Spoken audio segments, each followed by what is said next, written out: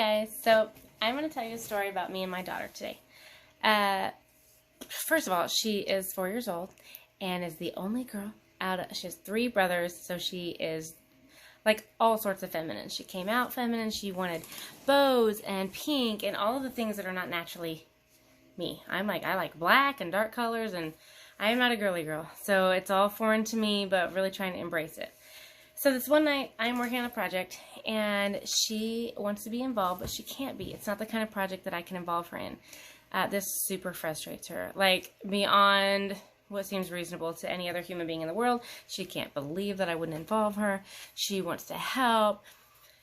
All the things that come right before the meltdown. So the meltdown begins. She starts getting ugly. She's getting crazy ugly, like, "You're so mean. I'm never going to ballet again. I don't want to listen to you." I mean, all I asked her to do was calm down. So, clearly I have asked the world of her. However, I did say, "Listen, ma'am, you can't behave like that. You're going to need to calm down, and you're going to have to find a place where you can find peace between you and Jesus, because this is not okay."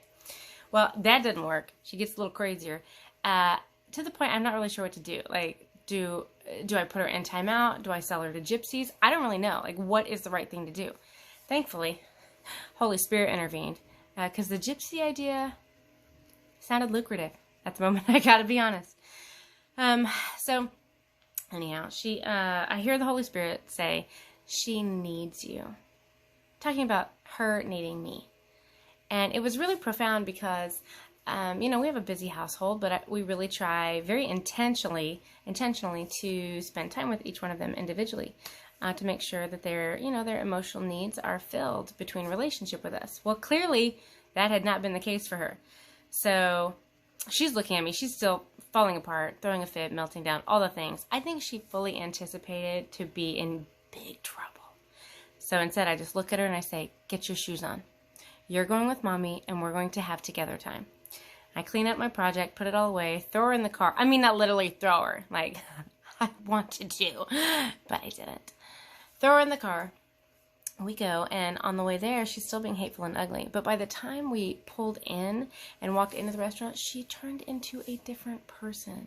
I mean, an actual, like, Jekyll and Hyde situation. And I knew the crazy that had just happened. I knew she was a Tasmanian devil, yelling and screaming and falling apart.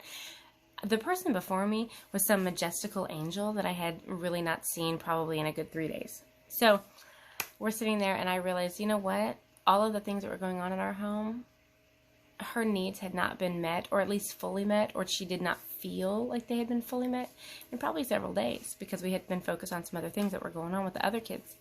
And in a busy house and a big family, it's hard to do that. It's hard to balance that. So, her needs came to the top of her emotional tank, or emotional well. I mean, a little bit hostile, but she was still communicating the best she knew how in her little 4-year-old emotional capacity. So she was throwing a fit. I'm very thankful that the Holy Spirit was able to show me what she needed, because I didn't see it. I didn't get it. I thought she was just being naughty, disobedient, tired maybe. But when we were at the restaurant and I started engaging her, what's your favorite color? What's your favorite animal? If you could create a planet, what would it be? What would the people there look like? What would they dress like? What would they eat like? Do you like dolphins or whales? Important things. But engaging her on her level and in her world, important to her, making sure that she knew she was my focus. Nothing else in the room mattered but her in that moment. Once I did that, she became herself again, kind, gentle, and connected. And then later, on the way home, we were able to talk about what happened, and she was able to say, "I missed you." So we addressed her behavior later, after we felt connected, because she just needed her mommy, and she just needed relationship. And we all need that. We all need connection. So I just want to encourage you that there are moments and times when things look like they're falling apart or spinning out of control, and really all we need is a word from Holy Spirit, a word from heaven to help us clarify what's going on. And then we can take action later once there's connection and safety and relationship made. And it's like a world of difference between somebody who is overwhelmed and doesn't know how to communicate, and somebody who feels safe and loved and connected. It's like having 2 different kids, I promise you. You don't want to throw that one out. You want to keep that one. That's the exciting part, because then you get to have some fun. Anyway, I just want to encourage you guys to invite Holy Spirit into those crazy moments. They happen all the time. They're there. They are real. You don't have to sell the kid over to the circus.